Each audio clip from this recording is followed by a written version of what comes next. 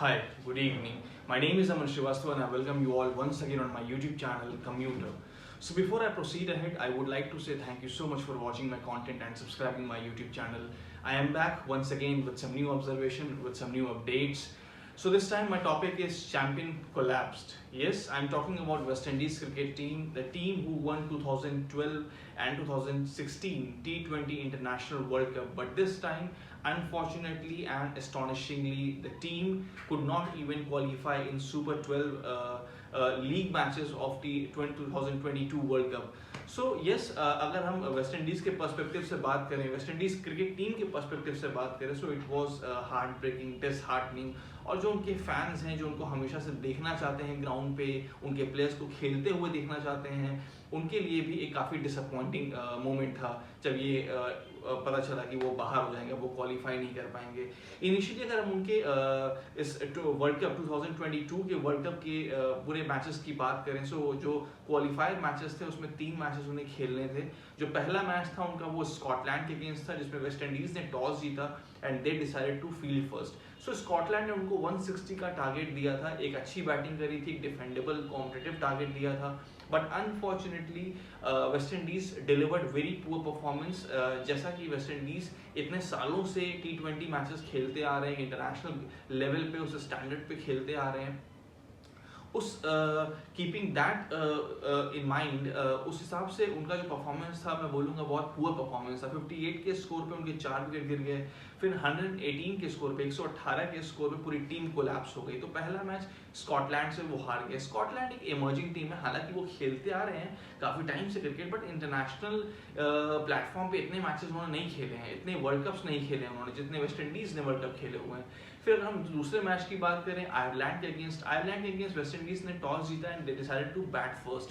Once again they score 146 का एक target दिया आयरलैंड को, जो डिफेंडेबल स्कोर था, मैं बोलूँगा not good not a bad, एक ठीक है, मतलब वेस्ट इंडीज़ के पर्सपेक्टिव से अगर देखें तो एक वो डिफेंड कर सकते थे इस स्कोर को। But once again they did not deliver as per the requirement.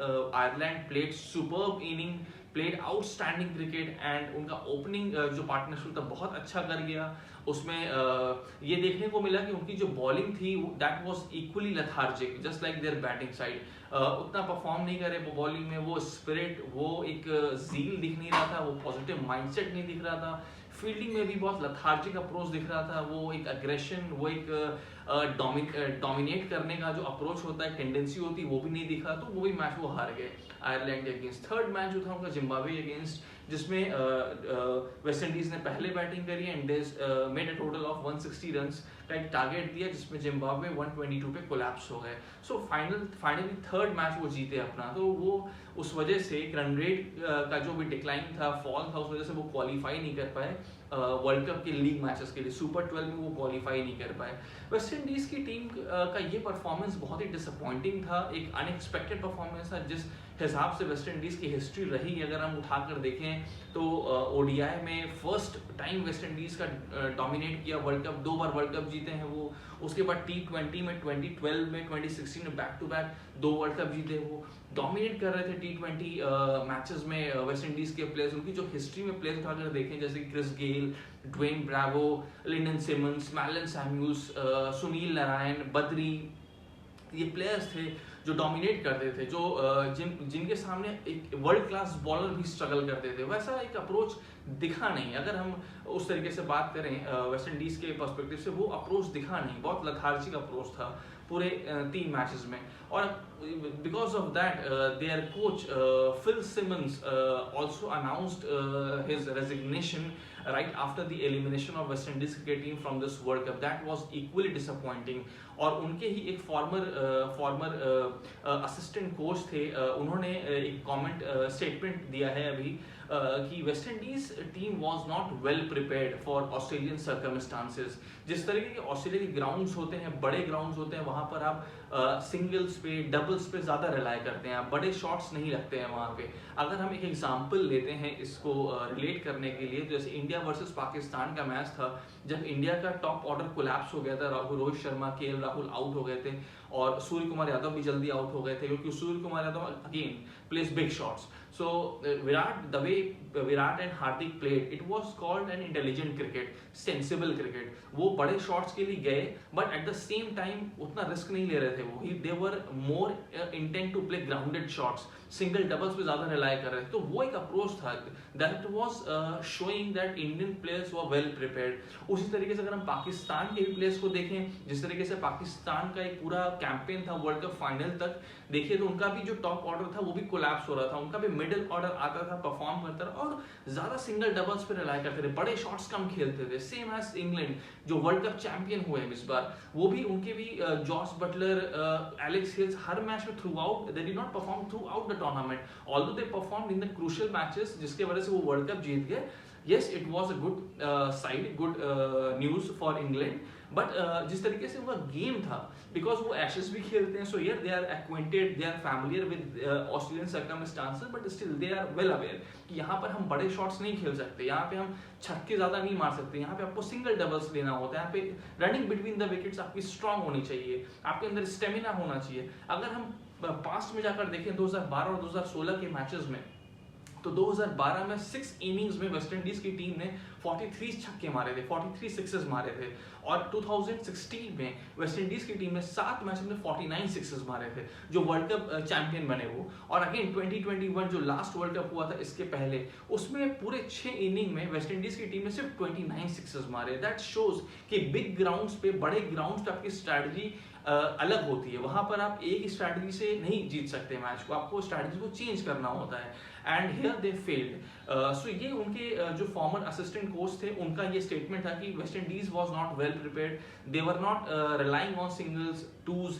वो एक कहीं ना कहीं बहुत बड़ा एक डिसएडवांटेज था, बहुत बड़ा लूप होल्स था. West Indies has always been known for playing big shots. एक अग्रेसिव टेंडेंसी होती है, खुल के खेलने वाले प्लेयर्स हैं, वो ज्यादा स्ट्राइक्स रोटेट नहीं करते, स्पिनर्स को अच्छा खेलते हैं, बट अगेन यहाँ पे बड़े ग्राउंड से इसलिए वो सक्सीड नहीं कर पाए यहाँ पर. अगर हम सिंगल्स डबल्स की बात करें उसमें भी West Indies again failed in this tournament, in this world cup. और अगर हम 2012 और 2016 के कलेक्टिव वेस्ट इंडीज की बैटिंग का एवरेज अगर हम देखते हैं, तो उस बार जो एवरेज था वो उनका कुछ आई थिंक 22.27 उनका एक एवरेज था. जो रन रेट था वो 7 पर ओवर था. और अगर हम इस बार जो उनका इस टूर्नामेंट में कलेक्टिवली उनका जो एवरेज था वेस्ट इंडीज टीम का वो 12 था, और जो पर ओवर रन रेट जा रहा था उनका वो 5.50 था. सो दिस शोज कितना बड़ा डिफरेंस था. वहां पे वो 7 रन पर ओवर बना रहे थे, यहाँ पे 5 रन उन्होंने बनाए पर ओवर. वहां पे पर बैट कलेक्टिवली बैटिंग का जो एवरेज था वो 22 था, यहाँ पर वो 12 था. कितना ड्रास्टिक चेंज देखने को मिल रहा है. So this shows it was they were not well prepared. Grass root level पे वो एक जो स्ट्रैटेजी बनाई जाती है, यहाँ पे एक फाउंडेशन डेवलप किया जाता है, वो नहीं था, वो मिसिंग था. सो ग्रास रूट लेवल पे वो इन्वेस्टमेंट भी नहीं था. Investment in terms of strategy making, decision making, team building, वो इन्वेस्टमेंट जो होना चाहिए था कोच की तरफ से, मैनेजमेंट की तरफ से, टीम के कैप्टन की तरफ से, लीडरशिप की तरफ से, जो एक्सपीरियंस्ड प्लेयर है वो अपने एक्सपीरियंसेस शेयर करते हैं, वो कहीं ना कहीं लूप होल दिखा बहुत ज्यादा. उसके बाद अगर हम देखें तो एक लैक ऑफ एनर्जी दिखी, वो ज़ील, वो एंथुसियाज्म. अगर हम पास्ट में जाकर देखें, जैसे प्लेयर्स हुआ करते थे, क्रिस गेल जो ओपन आते थे, लिंडन सिमंस ओपन आते थे, बहुत बड़ी इनिंग्स को आगे लेके जाते थे, फिर उसके बाद एक्सेलरेट किया करते थे. ब्रावो मिडिल ऑर्डर्स में आते थे, सैमुअल्स मिडिल ऑर्डर्स में आते थे, एक्सेलरेट करते थे इनिंग को. वो चीज़ें इस बार नहीं थी इनके पास. वो चीज़ों में, उस एस्पेक्ट में काफ़ी मिसिंग था. सो अपार्ट फ्रॉम दैट मैं जैसे बताना चाह रहा था कि वो चीज़ें जैसे कि ये एक सॉन्ग भी गाया हुआ है ब्रावो ने, वी आर द चैंपियन. तो वो एक चैंपियनशिप स्पिरिट जो थी, it was not there in players, it was missing somewhere. So West Indies को इन चीज़ों पे काम करना पड़ेगा अगर उनको इंटरनेशनल चैंपियन, वो अगर वो चैंपियन वाली स्पिरिट उनको दिखानी है, वो लेकर आनी है ग्राउंड पे. क्योंकि अब मैचेस अलग तरीके से होते हैं, अब प्लेयर्स स्ट्रैटेजी के साथ खेलते हैं, तो अब आपको भी उस तरीके से अडेप्ट करना होगा. सो वो अडेप्टेशन भी मिसिंग था. जिस तरीके से ग्राउंड में अडेप्ट करना था, बड़े ग्राउंड के हिसाब से उनको खेलना चाहिए था, सिंगल्स पे, डबल्स पे ज़्यादा रिलाई करना चाहिए था, बड़े शॉट्स कम लगते हैं. तो ऑस्ट्रेलिया के ग्राउंड पे। सो वो एक चीज़ मिसिंग था। होप कि waste Indies will come back soon.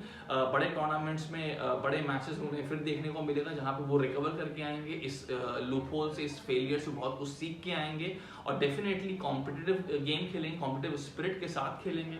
और एक बड़े, जैसे कि वेस्ट इंडीज हमेशा से एक बड़े टीम रही है, एक हमेशा से वर्ल्ड क्रिकेट पे थ्रेट रहा है, चाहे वो बैटिंग हो, चाहे वो बॉलिंग हो और फील्डिंग में भी। तो definitely will hope that West Indies will reflect that, will reflect their experience and their international standards वो मीट करेंगे। And my best wishes to West Indies cricket team. It was a bad luck, but no worries. We'll hope to see you come back. Thank you so much.